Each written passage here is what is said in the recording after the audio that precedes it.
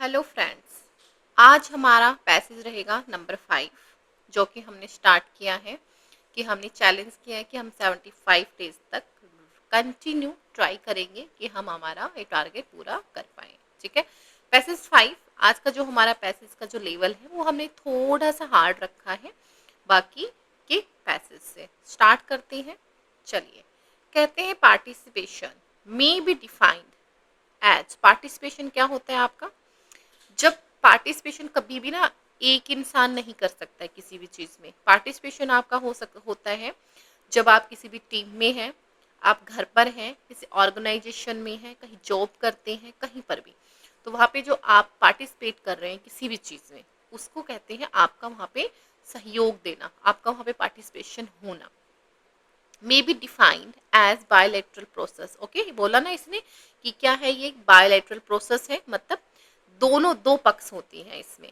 In which two parties, दो parties होती हैं, put their heads together and, heads together मतलब दोनों अपनी अपनी पक्ष रखती हैं साथ मिलकर, एंड फॉर्मुलेट, फॉर्मुलेट करना मतलब बनाना, अ प्लान या फिर कोई पॉलिसी। कहते हैं लेटर, बाद में क्या करते हैं वो? They act in consonance. देखो होता है ना कि जब दो लोगों की मर्जी होती है उसे हम बोलते हैं कि लेटर दे एक्ट, वो उस पर एक्ट करते हैं इच्छा से। And the process by which people contribute ideas toward the solution of problems affecting the organization and their jobs। कहते हैं ये ऐसा प्रोसेस होता है बाय विच पीपल, जिसमें जो लोग हैं वो अपना कंट्रीब्यूट करते हैं, अपना सहयोग देते हैं, बांटते हैं अपने आइडियाज़ को किसकी तरफ? उस सॉल्यूशन की तरफ जो कि उस प्रॉब्लम को, उस प्रॉब्लम को देखता है, जो कि इफेक्ट कर रही होती है किसी ऑर्गेनाइजेशन को या फिर संस्था को कह सकते हैं, या फिर वहाँ पे उनकी जॉब्स को। ठीक है, यहाँ तक समझ में आया? चलिए नेक्स्ट।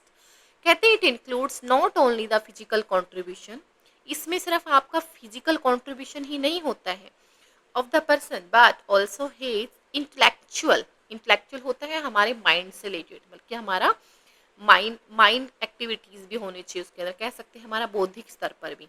एंड इमोशनल इन्वॉल्वमेंट, और हमारा भावनात्मक रूप से भी हमारा इन्वॉल्वमेंट, हमारा वहाँ पे पार्ट होना उस चीज का।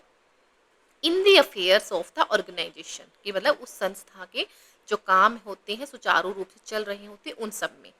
कहते the concept is possibly better understood. ये कहता है जो ये कंसेप्ट है जो हमने बात की पार्टिसिपेशन की, इसको बहुत अच्छे से समझा जा सकता है व्हेन, कब रिलेट किया जाए to a productive unit. Productive unit होती है जो कि हम प्रोडक्ट कर रहे होते हैं, जो भी हम चीज़ें निकाल रहे होते हैं कहीं से, मतलब प्रोडक्टिव हम कह सकते हैं उत्पादक जो हम करते हैं, है ना, उत्पन्न होती है कोई चीज़, तो कहते हैं जो प्रोडक्टिव यूनिट होती है, where it is refer to as, उन वर्कर्स को जिनका पार्टिसिपेशन इन मैनेजमेंट में होता है। वर्कर्स किसमें? Participation in manage. ये पार्टिसिपेशन इन मैनेजमेंट क्या किया गया? एक नाम दिया गया है किसी भी एक, कह सकते हैं एक कोई टीम बनाई जाती है उसको बोल सकते हैं पार्टिसिपेशन इन मैनेजमेंट, मतलब सहयोग होना आपका किसमें? मैनेजमेंट में।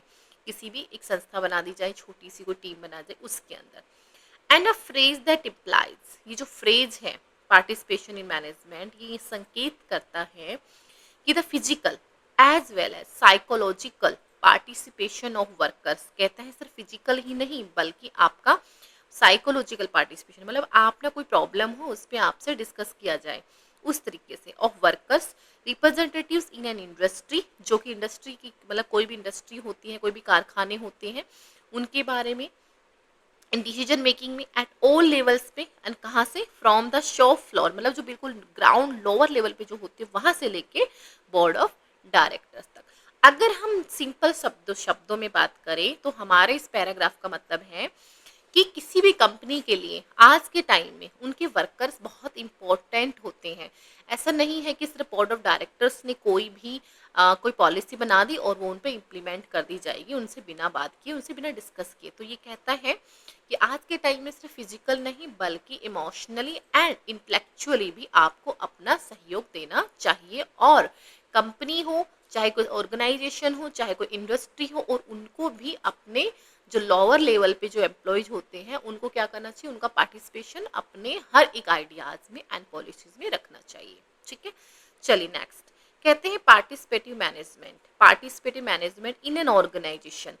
पार्टिसिपेटिव मैनेजमेंट जो हमने बात करी यहाँ पे पार्टिसिपेशन मैनेजमेंट में, उसी के बारे में बात कर रहा है कि जो सहभागिता होती है किसी भी मैनेजमेंट में इन एन ऑर्गेनाइजेशन में, कनोट्स करती है, मतलब उसका जो अर्थ होता है क्या होता है, the prevalence of effective delegation. मतलब क्या करना, उसमें मौजूद, प्रिवेलेंट होते हैं कहीं पे भी कोई चीज़ मौजूद होना, कि वो चीज़ बहुत प्रिवेलेंट है, मतलब वहाँ पे बहुत ज़्यादा फैली हुई है, तो प्रिवेलेंस होती है मतलब वहाँ पे आपकी मौजूदगी। ऑफ इफेक्टिव डेलीगेशन, क्या बहुत इफेक्टिव मतलब प्रभावित तरीके से, इफेक्टिव रूप से क्या किया जाता है, जो बांटा जाता है, जो वितरण किया जाता है, क्या अ डिग्री ऑफ ऑटोनॉमी, मतलब आपको एक तरीके से स्वतंत्रता होनी चाहिए, ऑटोनॉमी होनी चाहिए। ऑटोनॉमी होती है आपकी स्वतंत्रता ऑफ किस, किन को, सबॉर्डिनेट यूनिट्स को। सबॉर्डिनेट यूनिट्स होते हैं जो आपके अधीन होते हैं, जो लोग, उनके उनको बोला जाता है। And a machinery for consultation, machinery मतलब कोई भी एक इस तरीके की संस्था शुरू कर देना, कोई ऐसा यंत्र हो जाना, व्यापक रूप से कह सकते हैं। फॉर कंसल्टेशन मतलब बातचीत का, किन से, लोअर लेवल के फंक्शनरीज पे, जो लोअर लेवल पे जो लोग आपकी कंपनी में काम कर रहे हैं उनके साथ में, और उनको ही क्या मिलनी चाहिए, उनको स्वतंत्रता मिलनी चाहिए, उनको कंसल्ट करने की आज़ादी होनी चाहिए। एंड इन्वॉल्वमेंट होना चाहिए ऑफ द लेटर, लेटर होता है यहाँ पे जो कि आपसे नीचे हैं उनके लिए, in decision making and it's implementation है, मतलब जो भी आप कोई डिसीजन मेकिंग कर रहे हैं कोई भी, एंड उसको इम्प्लीमेंट करने के लिए, मतलब इम्प्लीमेंटेशन होता है कि आपने कोई डिसीजन लिया एंड आफ्टर दैट वो जो वो एक्शन में आता है उसको बोलते हैं इम्प्लीमेंटेशन। ओके, कहते हैं ना टॉप ब्रास मेक्स, जो टॉप ब्रास जहाँ पे जो वर्ड दिया गया है ये अगेन आपकी जो अपर जो होते हैं बोर्ड डायरेक्टर्स वगैरह होते हैं उनके बारे में कह रहे हैं। Makes a conscious attempt, conscious मतलब बहुत कॉन्शियस होके क्या कर रहे हैं वो, कोई भी अटैम्प्ट कर रहे हैं, कोई भी कदम उठा रहे हैं टू मॉडिफाई करना, मतलब किसी चीज़ में कोई बदलाव करना।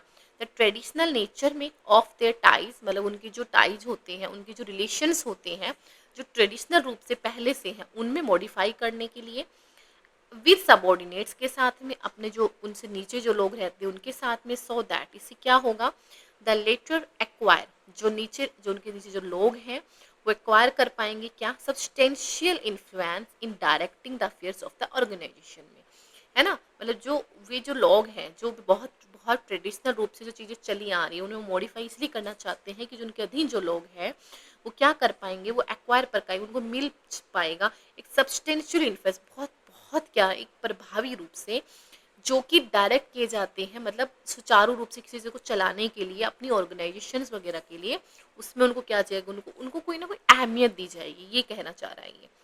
कहता the aim is one of creating a climate of goodwill, उनका एम क्या है, क्रिएट करना एक बहुत ही अच्छा वाला पॉजिटिव वातावरण बनाना, एंड एस्टेब्लिश करना है एन एक्टिव चैनल, और किस चीज़ का, कम्युनिकेशन का, मतलब एक एक्टिव रहे, मतलब वो आपका ना, मतलब ऐसा ना हो कि जैसे होता है ना बहुत बड़ी बड़ी संस्थाएं बना दी गई, संस्थाएं लाइक मैं कह सकती हूँ कंपनीज बन गई, अमेजोन है, फ्लिपकार्ट है, इनसे हमें जब भी हम हमें बात करनी होती है तो हमें हमारे पास एक कस्टमर केयर हमें प्रोवाइड किया गया है, तो हम उन पर बात कर सकते हैं। तो वो यही कह रहा है कि इनका जो एम है वो एस्टेब्लिश करना है एक एक्टिव चैनल, मतलब वो हमेशा एक्टिव रहे, मतलब उनका ना उनके उनके साथ कोई रिलेशन टूटे ना, बातचीत करने का, कम्युनिकेशन करने का, सो दैट जो एम्प्लॉयज है जो वहाँ पे काम करते हैं पर्टिकुलरली दोज, उनके लिए, मतलब विशेषकर उन लोगों की बात कर रहे हैं जो लोअर रंग से, मतलब जो लो लेवल पे जो फील्ड में काम करते हैं वो उनको भी कह सकते हैं।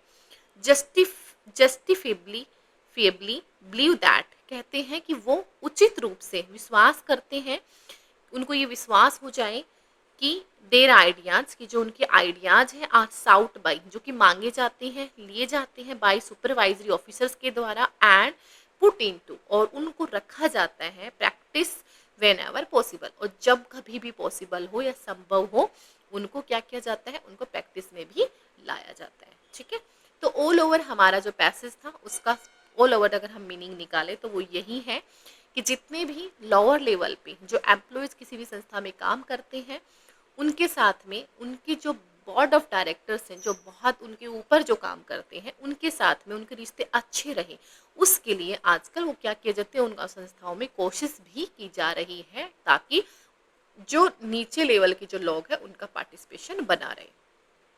चलिए अब इनके क्वेश्चन आंसर करते हैं। कहते हैं what was the traditional nature of the relationship of management and workers, management and workers का जो क्या रहा है ट्रेडिशनल रूप से अगर बात की जाए तो, Bose took part in decision making at all levels, बिल्कुल भी नहीं, ऐसा पहले कभी नहीं होता था। The management acted at the boards level and workers at the shop software. Okay, ये वाली हमारी इसमें बात हुई है, एक तो ये हो गया। नेक्स्ट बात करते हैं, कहते हैं there was an active channel communication between workers and, no कभी नहीं होता था पहले, and the employees contribute ideas for the solution of problem, ऐसा भी नहीं होता था पहले, ऐसा नहीं होता था, क्योंकि पहले मोस्टली यही होता था कि जब जो भी लोअर लेवल पे काम करते थे उनको अपनी कोई बात करनी होती थी तो उनके पास कोई अधिकार ही नहीं होते थे, और कुछ प्रोटोकॉल्स होते थे कंपनी के, उसके जरिए उनको उनकी बातें सुनी ही नहीं जाती थी या फिर उनको डिसमिस कर दिया जाता था, है ना। तो अभी क्या कर रही है, ऐसा हो रहा है। ओके, सो हमारे फर्स्ट का होगा B. Which of the following is not particularly required for the workers in participative management of their company? इसमें से ऐसी वो कौन सी चीज है जो कि रिक्वायरमेंट जिसकी हमें नहीं है, ये ध्यान दीजिएगा, नॉट। कहते हैं फिजिकल कंट्रीब्यूशन, ये तो जरूरत है। साइकोलॉजिकल इन्वायरमेंट, इसकी भी हमें जरूरत है। सोशल कमिटमेंट, इसकी कोई नीड नहीं है, तो हमारा सी हम सोच सकते हैं। इसके बाद है हमारा इंटेलेक्चुअल कंट्रीब्यूशन, ऑब्वियसली इसकी भी हमें जरूरत, तो हमारा इसका आंसर हो जाएगा C. Next, which of the following is not indicative of participative management, के लिए क्या इंडिकेट नहीं करता है। ओके, उसके बारे में बात करेंगे। कहते हैं two parties formulate a plan और पॉलिसी, ऑब्वियसली करती है। Autonomy is delegated to subordinate units, जी हाँ, ऑटोनॉमी सबॉर्डिनेट्स को मिलनी चाहिए। The top brass takes decision in policy matters, policy matters में टॉप ब्रास मार्केट वो तो टॉप पे है ना भाई, उनकी तो मैटर करेंगी ही, लेकिन किसकी मैटर करनी चाहिए, अकॉर्डिंग टू योर पैराग्राफ वो कहता है किसकी मैटर करनी चाहिए, यहाँ पे मैटर करनी चाहिए जो लोअर लेवल पे है, जो उनके सबऑर्डिनेट्स हैं उनकी करनी चाहिए, तो हमारा सी इज योर आपका आंसर। एंड नेक्स्ट है people act together to implement the plan, क्या पीपल एक्ट टुगेदर उनको इम्प्लीमेंट करना चाहिए, ऑब्वियसली ये हमारा होना ही चाहिए। ठीक है, तो इसमें हमारा आंसर होगा, सॉरी हमारा आंसर ये नहीं होगा, ये मैंने गलती से रेड मार्क कर दिया यहाँ पे, मैं फिर से चेंज कर देती हूँ। हमारा आंसर होगा इसका टॉप ब्रास मार्केट का, this is your answer. Again थोड़ा सा क्लीन कर देते हैं, इसमें आपका अगेन सी, एंड इसमें भी आपका आंसर होगा बी।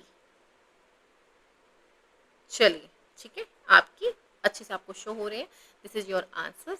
ठीक है, आज का हमारा पैसेज काफ़ी इंफॉर्मेटिव था, आई थिंक आप लोगों को काफ़ी अच्छा लगा होगा। तो इसी के साथ में आज का सेशन हम यहीं समाप्त करते हैं, हम फिर मिलेंगे कल की सेशन में, जो कि अगेन हमारा रहेगा पैसेज नंबर 6। इसी के साथ में आप सभी से अलविदा लेते हैं कल की, तब तक के लिए सही रहे, सलामत रहे, अपना ध्यान रखिए, अपने परिवार का ध्यान रखिए, और हाँ, हमारे चैनल को अगर आप नए हैं तो सब्सक्राइब जरूर करें।